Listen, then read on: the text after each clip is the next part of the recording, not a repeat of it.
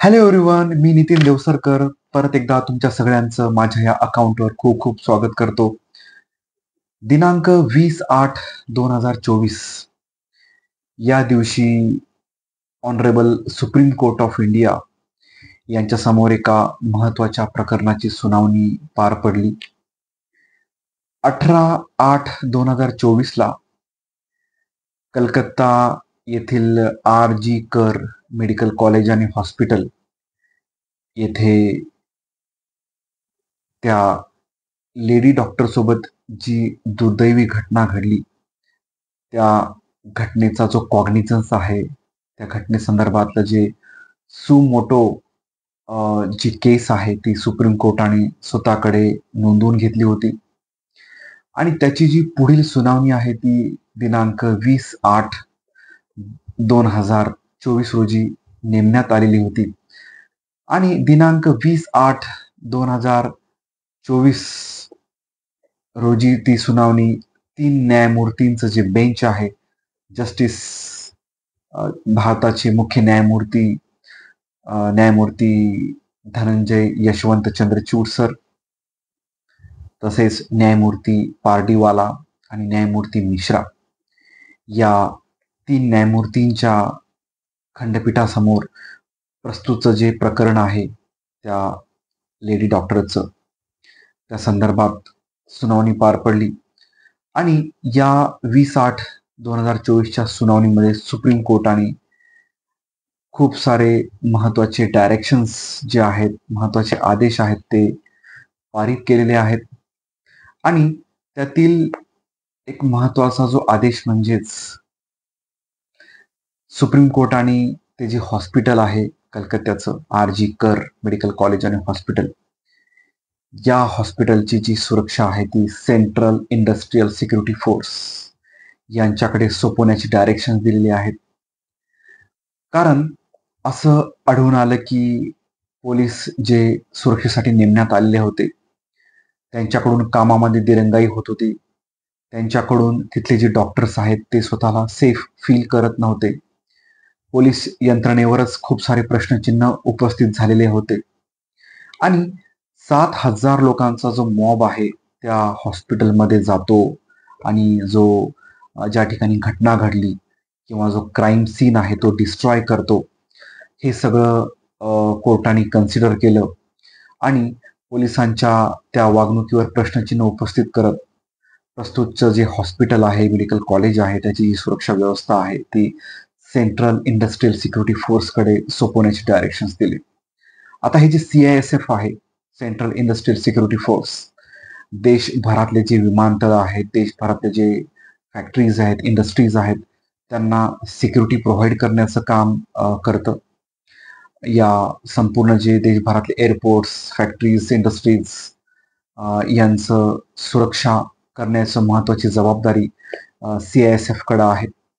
त्यामुळं यानंतर आता प्रस्तुतचं जे हॉस्पिटल आहे त्याचं सुरक्षा करण्याचं जे काम आहे ते CISF करणार आहे.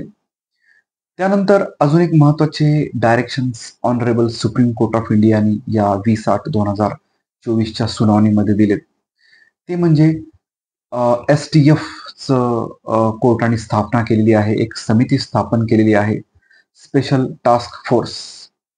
आता हे जे स्पेशल टास्क फोर्स आहे ती कशासाठी स्थापन केली आहे की देशभरातले जे मेडिकल कॉलेजेस आहेत, देशभरातले जे डॉक्टर्स आहेत, रेसिडेंट असेल, नॉन रेसिडेंट असतील, इंटर्न्स असतील, यांच्या संदर्भात, यांच्या सिक्युरिटी संदर्भात, यांच्या वेलबिंग संदर्भात, यांच्या डेव्हलपमेंट संदर्भात, यांचं जे वर्कप्लेस आहे त्या संदर्भात वेगवेगळे जे सजेशन्स आहेत ते सजेशन्स देण्यासाठी ऑनरेबल सुप्रीम कोर्ट ऑफ इंडियानी STF ची स्थापना केली, STF स्थापन केलेलं आहे आणि या STF मध्ये देशभरातले जे टॉपचे मेडिकल इन्स्टिट्यूट्स आहेत, all India institute of medical science असेल, वेगवेगळे जे टॉपचे हॉस्पिटल्स आहेत, त्यांचे जे अध्यक्ष आहेत, त्यांचे जे सिनियर डॉक्टर्स आहेत, हे या समितीमध्ये असणार आहेत, या फोर्समध्ये असणार आहेत आणि तसेच काही कॅबिनेट मिनिस्टर्स आहेत रिलेव्हंट मिनिस्ट्रीचे,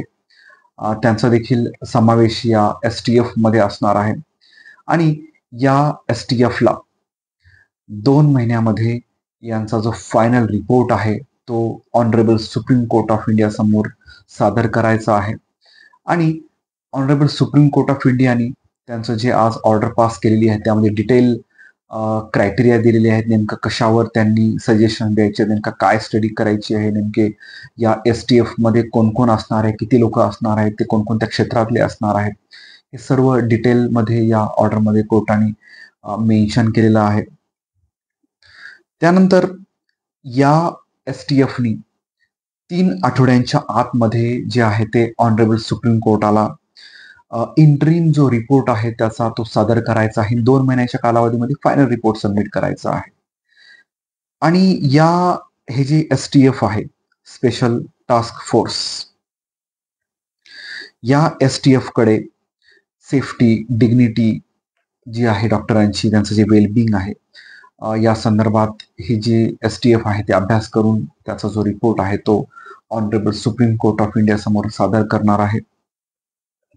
त्यानंतर आजच्या या ऑर्डरमध्ये ऑनरेबल सुप्रीम कोर्ट ऑफ इंडियाने जे स्टेट गव्हर्नमेंट्स आहेत, सेंट्रल गव्हर्नमेंट्स आहेत, त्यांना डायरेक्शन दिलेले आहेत की त्यांच्या ज्या टेरिटरीजमधले जे हॉस्पिटल्स आहेत, तिथले जे मेडिकल प्रॅक्टिशनर्स आहेत, डॉक्टर्स आहेत, त्यांना नेमकी सुरक्षा प्रोव्हाइड केली जाते का नाही, नेमकी कुठं सिक्युरिटी, कशा प्रकारची सिक्युरिटी अवेलेबल करण्यात आलेली आहे, किती सिक्युरिटी पर्सनल्स वेगवेगळ्या हॉस्पिटल्समध्ये अरेंज करण्यात आलेले आहे, अवेलेबल करण्यात आलेले आहेत, नेमके कुठं CCTV कॅमेरे आहेत, कुठं CCTV कॅमेरे नाही आहेत, पोलीस पुरेशा प्रमाणात अवेलेबल आहेत का या मेडिकल प्रॅक्टिशनर्स किंवा डॉक्टरांच्या सेफ्टीसाठी, सिक्युरिटीसाठी, याच्यावर एक डिटेल रिपोर्ट ॲफिडेव्हिटवर सादर करण्याचे जे डायरेक्शन्स आहेत ते ऑनरेबल सुप्रीम कोर्ट ऑफ इंडियाने दिलेले आहेत 20/8/2024च्या हिअरिंगमध्ये. त्यानंतर ऑनरेबल सुप्रीम कोर्ट ऑफ इंडियाने कलकत्त्यामध्ये या मेडिकल कॉलेज आणि हॉस्पिटलचे जे प्रिन्सिपल आहेत त्यांच्याबद्दल देखील अनेक प्रश्नचिन्ह उपस्थित केले. आणि त्यांची या रिझाईन ज्यावेळेला त्यांनी केलं या हॉस्पिटलचे प्रिन्सिपल या पोस्टवरून, त्यांना लगेच दुसरीकडे प्रिन्सिपल या पोस्टवर त्यांना अपॉइंट करण्यात आलं. त्यामुळे सुप्रीम कोर्टाने या सगळ्या ज्या हालचाली आहेत त्याच्यावर खूप आश्चर्य व्यक्त केलं, नाराजी व्यक्त केली जे काही कलकत्त्यामध्ये घडलं. आणि ऑनरेबल सुप्रीम कोर्ट ऑफ इंडियाने देशभरातले जे मेडिकल प्रॅक्टिशनर्स आहेत, डॉक्टर्स आहेत, त्यांचा जो संप आहे, स्ट्राईक आहे, ते मागं घेण्यासाठी विनंती केलेली आहे. त्यानंतर पोलिसांकडून झालेल्या चुका, त्यांची निष्क्रियता, या गोष्टी सगळ्या लक्षात घेऊन ऑनरेबल सुप्रीम कोर्ट ऑफ इंडियाने CISF कडे ती जी सिक्युरिटी आहे ती हँडओव्हर करण्याचे डायरेक्शन्स दिलेले आहेत. त्यामुळं 20/8/2024 रोजी एक महत्वाची जी सुनावणी chief justice of India DY Chandrachud, justice Pardiwala आणि जस्टिस मिश्रा या 3 न्यायमूर्तींच्या बेंच समोर पार पडलेली आहे. आणि याच्यामध्ये जो तपास आहे तो सेंट्रल ब्युरो ऑफ इन्व्हेस्टिगेशनकडे सोपवण्यात आलेला आहे. CBIला देखील या 20/8च्या सुनावणीमध्ये ऑनरेबल सुप्रीम कोर्ट ऑफ इंडियाने डायरेक्शन दिलेले आहेत आणि त्यांना सांगितलेलं आहे की त्यांचा जो स्टेटस रिपोर्ट आहे, इन्व्हेस्टिगेशनचा जो स्टेटस रिपोर्ट आहे तो दिनांक 22/8/2024 या तारखेला, म्हणजेच पुढील सुनावणीच्या दिवशी honourable supreme court of India समोर त्यांनी तो प्रोड्यूस करायचा आहे, सादर करायचा आहे. तर अशा प्रकारचे वेगवेगळे directions honourable supreme court of इंडियाने 20/8/2024च्या हिअरिंगमध्ये दिलेले आहेत. यानंतरच्या हिअरिंगचे मी अपडेट्स आपल्यासाठी लवकरच घेऊन येईल, त्यासाठी मी एक सेपरेट व्हिडिओ बनवणार आहे. तुम्हाला माझा हा जर व्हिडिओ आवडला असेल तर लाईक करा, तुमच्या मित्रमैत्रिणींना शेअर करा. माझ्या ह्या चॅनलला तुम्ही सबस्क्राईब केलेलं नसेल तर सबस्क्राईब करा. असेच मी वेगवेगळ्या लीगल टॉपिकवर आपल्यासाठी व्हिडिओ घेऊन येत राहणार आहे. Thank you so much.